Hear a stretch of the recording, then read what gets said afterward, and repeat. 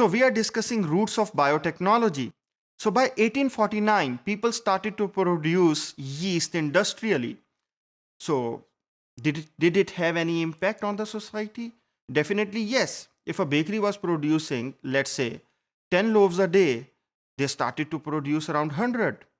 And and that started this big revolution, the commercial production of food. Now, what you are watching on your screens is it's not butter. What it is, it's a block of compressed yeast. Actually, we were making such blocks in Pakistan as well. There was an industry in Lahore named Ravi Rayan, which sadly got nationalized in the 70s. So, by 1876, Kone created a term enzymes. So, what are enzymes? Enzymes are basically biocatalysts, which lowers the activation energy of any biological reaction, the way catalysts do. Basically, वो क्या करते हैं? एक reaction की speed तेज कर देते हैं.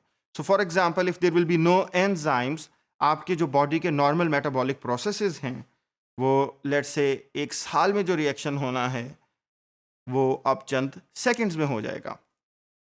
And he also discovered trypsin. Trypsin is an enzyme which basically cleaves proteins. जब आप लोग गोश्त खाते हैं तो basically it's trypsin which digests that particular protein. Now, by 1881, people started to use microbes.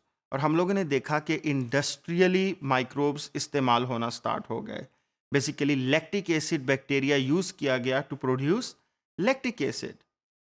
Lactic acid is used as a preservative in food industry.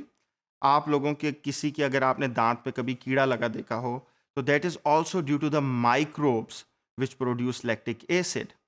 और lactic acid क्योंकि obviously it's an acid, तो basically it eats away the enamel. Now, by 1890, suddenly we see a huge development in vaccines. We'll do a separate lecture on vaccines as well. Robert Koch and Louis Pasteur discovered, basically started the first vaccines, और इसका huge, enormous impact हुआ human life पे. So basically on the left hand side of the screen आप देख रहे हैं कि 1900 में कितने लोग affected थे. So the bubble size basically show you the size of population. But now you see on the right hand side, basically this is the data from 2010, कि ये size कितना reduce हो गया हुआ है. So you can see कि अब at that time around 30,000 people were affected by smallpox. Now so many people were affected from diphtheria, people were affected from tetanus or polio. Sadly, there are some incidences of polio in Pakistan. Otherwise, world is pretty much clean of them. So vaccines had an enormous impact on human life. And basically, this marked the success of biotechnology. 1893, people started to produce citric acid through a mold known as Aspergillus niger. Citric acid is probably the most used ingredient in your daily diet as a preservative. आप ice cream खा रहे हैं तो उसके अंदर भी citric acid है. अगर आप कोई भी फिजी ड्रिंक ले रहे हैं उसके अंदर भी सिट्रिक एसिड इस्तेमाल होता है. 1897, Edward Buchner made cell-free extract and showed that it could still ferment sugar. So basically उसने क्या किया, उसने yeast cells लिए, उनको lyse किया, उनको तोड़ा and got its extract out and used that extracts to ferment sugar. So अभी हम पहले डिस्कस करके हटे थे कि there were cells. So basically cells हैं जो वाइन बना रहे हैं, cells हैं जो एक्शन ले रहे हैं. So he took a step further कि there is something inside these cells which are causing some reactions to happen. Or I think now you can pretty much guess कि वो something क्या है. That something was enzymes.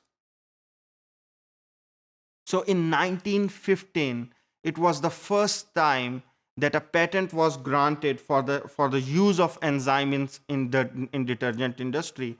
हम पहले ही example देख चुके हैं कि डिटर्जेंट्स के अंदर सेल्यूलेजेस जाते हैं, प्रोटीएजेस जाते हैं, लाइपेजेस जाते हैं. सो 1915 में उसका पहला पेटेंट दिया गया था. What is a patent? Basically patent आपको अलाउ करता है कि for 20 years only you would be able to use your discovery, and after that it will be open for the public to use your invention as well. So it gives you a market monopoly for certain time period. And this patent was granted to Otto Rome, and he also used such enzymes for leather production as well. In 1917, also another big industrial process started, that was the fermentation of starch to produce acetone, butanol, and ethanol. And why it was important? Because this is the period जो बिल्कुल आ रहा है world war one से one के around and followed by World War II as well. So basically, butanol was specially used to make a chemical known as cordite. So on your screen, what you are watching are these fibers, which are basically small explosive. This process was championed by Chaim Weizmann. And now we are in 2015 that butanol is coming back basically to produce as a biofuel. Otherwise, once cordite was replaced by modern explosives, people started to stop using or fermenting butanol. In 1928, a mega event happened. So till that time, हमारे पास कोई method नहीं था कि आपकी body में जो microbes exist कर रहे हैं हम उनको किसी तरीके से मार सकें. The only way to kill a cell is to give it some sort of a poison.